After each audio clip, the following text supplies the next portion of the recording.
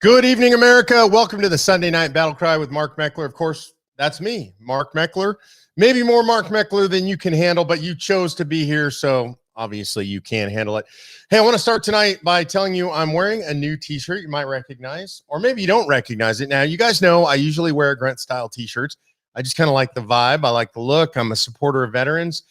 But I found a new company you guys got to know about, and no, I'm not getting paid to pitch this. I just like him. I got turned on to him by my friend Rick Green. The company is called Defender Gear, defender-gear.com. You can see this one says DFENDER. On the back, it says worth fighting for, faith, family, and country. So you got to love this stuff, right? Good stuff. I love their stuff. So you're going to see me wearing more Defender gear, probably a little less grunt style. There's nothing against grunt style. Still like their stuff, but different kind of look here. There's also a bunch of faith stuff in there. You know, there's kind of some foul stuff on the grunt style site that I don't really like, but this is it. God, family, country, Defender gear. So it's defender-gear.com. And again, no, I'm not getting paid to pitch that stuff.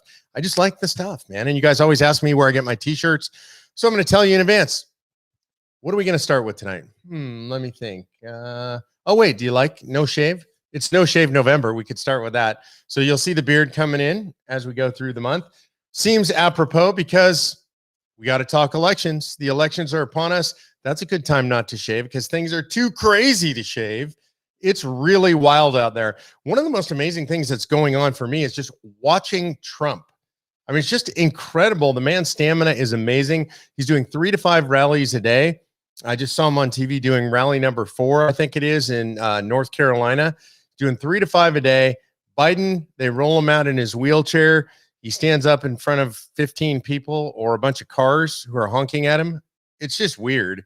But Trump is just a machine. I don't know how he does it. And then you listen to his voice. I can tell you, somebody that speaks publicly for a living, maintaining your voice for that many rallies, doing that much speaking, and he speaks for a long time at the rallies, that's rough to do. I don't know how he does it at his age. It's really incredible to me. He seems very, very confident right now. He's obviously a good finisher, trying to push this thing across the line. I'm just impressed with what I'm seeing right now. It's really extraordinary. Trump's confident, but it seems to me the Democrats are freaking out. They're scared. They're not confident. Producer G, why don't you roll the first clip? Look, I don't believe any of the polls. I don't think anybody's tremendously. I think it's competitive. Don't believe these polls, first of all. And second of all, the Trump vote is always being undercounted. Pollsters, when they actually call a real Trump voter, the Trump voter is very suspicious of the deep state calling them and asking them who they're voting for. And it's all fake news to them, remember. So it is not an accurate count. I think the safe thing to do, this is not scientific, I'm just saying from my experience of being a Michigander, whatever they're saying the Biden lead is, cut it in half right now in your head. Cut it in half, and now you're within the 4-point margin of error. That's how close this is. Congresswoman Frederica Wilson, who covers that region, that she says she has been trying to sound the alarm to the Biden campaign. She says that they haven't been doing door-to-door canvassing because of the pandemic. They haven't invested money in the people there on the ground who know how to turn out the vote. Here is her quote to Politico. "I screamed, hollered, I called, I lobbied from the top to the bottom." Wilson said of her efforts to turn out operations started in the community, including sending written proposals to Biden's campaign and having virtual Zoom meetings with his advisors. She thinks they're not listening to her. Yeah, can you tell? They might be a little bit nervous. They're nervous. They're freaking out. Seems to me they should be. If you look at momentum, and momentum matters, like when do you peak in an election? It seems like Trump is on the rise and Biden is on the downswing. In some places, they're talking about the Biden fade, and fading in an election towards the end is really bad. If you look at Iowa polling, the latest Iowa poll that came out from inside Iowa, it's not my favorite pollster, Trafalgar and Robert Cayley, but inside Iowa, the Des Moines Register, usually pretty good polling right there. They say Biden is fading. So is Joni Ernst's competitor. So right now they have Trump up by 4, theoretically in the margin of error. I think he's up by more. So he's fading. And when you look at Iowa, I think this is interesting. And you can actually kind of extrapolate Iowa, pretty similar potentially to Minnesota, Michigan, maybe Pennsylvania. Interesting. Is it going to be the same? It looks like Trump is surging and Biden is fading everywhere. Another thing that I look at the betting lines, and I think it's interesting. The betting lines are moving in favor of Trump. And one of the things I look at when I look at the betting lines is not just what's the margin and who's betting what. I'm looking at numbers of bettors, because normally what you're looking at is total dollars when you look at the betting line, and total dollars definitely favor Biden right now. But if you look at number of bettors, that's climbing up and looks like it's going to end up favoring Trump. If you watched this during Brexit, it was really interesting. The money was on no on Brexit, but the number of bettors was on yes on Brexit, and yes wins. So I'm looking at the number of bettors. I would recommend watching the betting lines. That'll help you understand what's going on in the election. In my opinion, sometimes better than the polling. All right, let's go to Philadelphia. The reason we're going to Philadelphia is because there's some stuff going on in Philadelphia. We're going to play the first clip. The first clip is a reporter being assaulted covering the riots in Philadelphia. Producer G, let that one roll.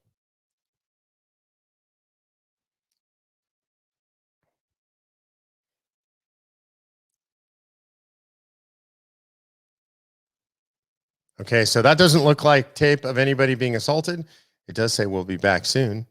So I don't know if you guys can hear me. All right, so Producer G, I don't know if we have that tape or not. There we go. Here we go. Blaze Media's Elijah Schaefer was on the ground at the scene of some of the looting when he was beaten up by Black Lives Matter thugs for filming them. That didn't stop him from continuing to report. So as you can see, it's kind of hard for me to talk right now because I got jumped inside of a Five Below that's currently being ransacked and completely looted. And you see to my left right here, this is an Eye Encounters store.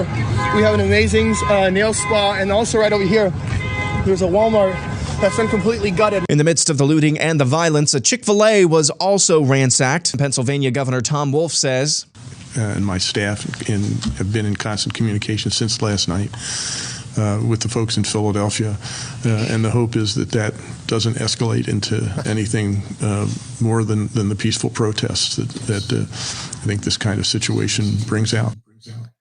And so this is just denial, right? So you have a reporter assaulted. By the way, I saw that reporter interviewed further. He was assaulted, not just because he was a reporter covering, but because he was white. There were reporters of color, black reporters, Hispanic reporters covering. They were not assaulted. They called him out for being a white reporter, said he didn't belong there, assaulted him. This is going on in Philly. Listen to the governor. The governor saying, yeah, I just want to make sure this isn't anything other than peaceful protest. Did that look peaceful to you? There's video coming out of it of stuff going, look at that. They're like, people are looting stores, tearing stores open, and they're systematically looting store after store. You got the governor saying he hopes it's nothing but peaceful. They're doing this because they don't want the people of Philly to know what's going on. They don't, these scenes that you're seeing here of the riots, of the looting, of all this stuff, the police were actually told to stand down. Another American city, a great American city, Philadelphia, one of the birthplaces of America, being told to stand down while looters riot, loot, trash the city. And you won't see anything about this in the mainstream media. You'll see it on The Blaze. You might see it on Fox News, but you will not see it on CNN, ABC, NBC, CBS, because they don't want the American people to know what's actually going on in Philadelphia. Philadelphia, by the way, one of the prime targets for voter fraud. They have the ultimate voter fraud machine set up in Philadelphia. We're worried about it. If you don't get big turnout among Republicans, if we can't get a huge margin in Pennsylvania, Philly voter fraud may throw Pennsylvania to Joe Biden. It's just a mess in Philly. And by the way, if you want to know what the left intends to bring to all of America after this election, look at what's going on in Philly, because that's going to happen all across America. I hate to make a prediction like that because it's not good, but that's just the reality. All right, let's talk a little bit about the polling. We heard some earlier stuff. The Democrats are freaking out. If you want to know where the most accurate polling is in America, I suggest you follow Robert Cahaly on Twitter, Cahaly. His company is the Trafalgar Group. If you look up Robert Cahaly or the Trafalgar Group, you'll be able to follow them. The most accurate pollster in 2016. He called the Electoral College to the number. The most accurate pollster in 2018. By the way, the only guy to call the DeSantis election for Ron DeSantis months before, Rick Scott in the Senate. He called the swing states. He's hyper accurate, we work with Robert. I've been working with Robert for over 2 years. Great guys, helped us out with a bunch of our state strategies, understanding what people think, how to move a message. He's super accurate, and he's accurate all over the country. He's been all over television lately. Hannity, Laura Ingraham, Fox and Friends, Tucker. You've seen him on The Blaze. He was actually on CNN this morning on Michael Smerconish. And the other pollsters are hitting at him because he's predicting a Trump victory. And he's got almost all the states within the margin of error, Trump up in some, Trump down by half a point in others. But I think that's the most accurate polling out there. What I'm sensing right now is kind of a wave. I think Trump makes it across the margin, makes it across the finish line with at least, say, high 270s, could go much higher depending on the wave. Is there actually a red wave brewing? It's hard to say. It's hard to know, but let's do this. I think, Producer G, we have video of some of the enthusiasm for Trump versus what's going on out there for Biden. Do you have that video ready to roll? I know I'm throwing this at you, so here we go. So what you're seeing here are, look at the Biden rally.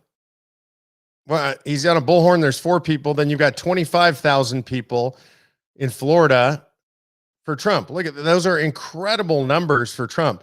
The boat parades for Trump. I had friends in San Diego in the harbor today. There were thousands of boats out there. There's boat parades all over the country. Look at the chop out there that these boats are doing. Now, this is a weird one. This is Joe Biden going to one of his recent rallies. That is just the weirdest thing. Is that a cult? That looks like a cult. Sit thee within the circles and ye shall be protected from the coronavirus. I mean, this is just weird stuff. Literally, if you didn't know what that is, it looks like some sort of weird cult meeting.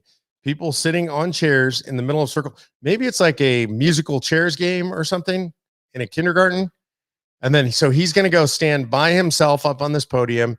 There's like 30 people there sitting on chairs surrounded by white tape circles. Do those circles protect those people from COVID? Is that the deal? I don't know. The whole thing's just weird, but you get the sense that there's no momentum and the Biden campaign is in a fade, and that there's tons of momentum and the Trump campaign is in a surge. Momentum matters in an election like this. And what I'm seeing out there is it appears Trump has the momentum and Biden does not have the momentum. So the election is Tuesday night. What are you doing? Do you have plans? Are you just going to sit home? This thing's going to go late, by the way. You may want to sleep in on Monday morning, maybe even call in sick to work on Tuesday. I'm not telling you to do something dishonest, but maybe, sleep in a little. If you can, take the day off, be ready for Tuesday, because it's going to be a wild ride. I don't know what's going to happen on Tuesday. I don't think anybody knows what's going to happen on Tuesday, but you ought to have plans, hang out with some friends, drink a couple beers, eat some queso. I don't know what you guys do if you're not in Texas. That's what we do in Texas. Some barbecue, some queso. We'll hang out, have a good time, and we will be watching election results. They're going to go late into the evening. I remember in 2016, Patty and I stayed up, I don't know, after it was called for Trump, we stayed up late, 2, 3 in the morning, just enjoying the tears of the left. I don't think we're going to get that this time. I don't think it's going to be that obvious necessarily. I think what you're going to get is kind of a lot of indecision, a lot of unknowns, a lot of votes still being counted. I don't think it's going to be able to be appropriately called. Though I have to say, I think if it looks good, Trump is going to declare victory. And I think he ought to. So that'll be interesting to see. That probably comes, by say 11 p.m. or midnight Eastern time. And then how that rolls out after that is anybody's guess. It could go weeks. I think in Philadelphia, they have 3 days to continue to accept mail-in ballots. I think in North Carolina, it's 9 days or something like this.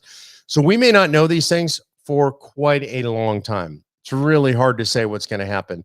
But I recommend you sit down, you buckle up, you grab a beer, whatever you like, maybe just coffee if you needed to stay up late, and just enjoy the election. Now, these are difficult times, no doubt.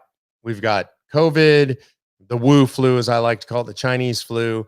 We've got that surging across the country, by the way. Nothing to be afraid of, I would add. Unless you have pre-existing comorbidities, I wouldn't worry about it. Those numbers have to go up in order for us to reach herd immunity. But we've got that kind of surging around the country. Deaths are level, though, which is exactly what we want. No excess deaths, and just people with really severe comorbidities getting sick and dying. Got to be really careful. If you're one of those people, you're vulnerable, be careful. If not, go out and live your life. Patty and I are out there living our lives. My parents are making a choice to live their lives. My siblings living their lives. So that's the way I think you do it if you're relatively young and healthy. So we've got that going on. People are worried about that. You've got economic woes potentially. Maybe you lost your job during this Wu flu crisis. Maybe you're part of the 31% surge in GDP we just saw, and maybe your job's recovered. But things are a little bit crazy out there. So what do you do when things are crazy? Where do you turn when things are crazy? I hope you turn to your family. I hope you've got that kind of family. I have that kind of family network. Today we had Lucy and her boyfriend over. My folks were here, Patty and I, having a family brunch. That's our Sunday thing. Go to church, and then have family brunch at home. And we just sort of cocoon when times are rough, right? We all hang out together, love on each other. I know there's a point of stability and security there. And then for me, it's also faith, right? I'm going to turn to God. I pray a lot every day, probably pray even more during times like this, just praying for the peace and the stability that comes from having a relationship with God. So I recommend you do those things. Turn to your family, turn to your faith, turn away from social media, from the madness and chaos and negativity and garbage that you see on social media. We need to calm ourselves for the coming storm, because I think there's going to be a storm, especially if Trump wins. I think the left is going to go insane. There's going to be rioting. There's going to be looting. There's going to be violence. And it's up to us to provide the calm in the storm. It's up to us to be cool and relaxed, because the American people are going to be looking for that. Where does the stability come from versus where does the madness come from? So I'm asking you, stay calm, stay cool, stay collected. That's the COS way, right? And so you guys are going to do that. I know you're going to do that. I'm going to do an election special. We're going to do that on Tuesday afternoon, I think it is. Producer G, I think that's a 3. What time are we doing that? Do you know? You can type that to me if you know. I don't remember. But we are going to do an election special. Maybe we'll get Kaylee to come on and give us some predictions based on what he's seeing happening. I'll be there. We'll try and have some other guests there to join me. But until then, what I'm hoping that you guys do is just relax a little bit. All right, I'm going to do some Q&A before we close it out tonight. Let's see. Jim Walker says there was a 96-mile-long car parade in Arizona. That is unbelievable. 96 miles long.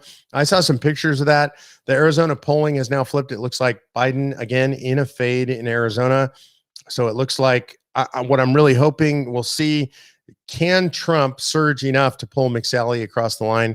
It's looking more and more like that. So thanks for that. Did you, Jim, did you participate in that car parade in Arizona? Arizona's definitely switching. Let's see. Did we hear that Texas is going to be close? I think Texas is not going to be close. I think that's a Democratic fantasy. Texas is not going to be close. Look, if they thought Texas was going to be close, Joe Biden would be in Texas.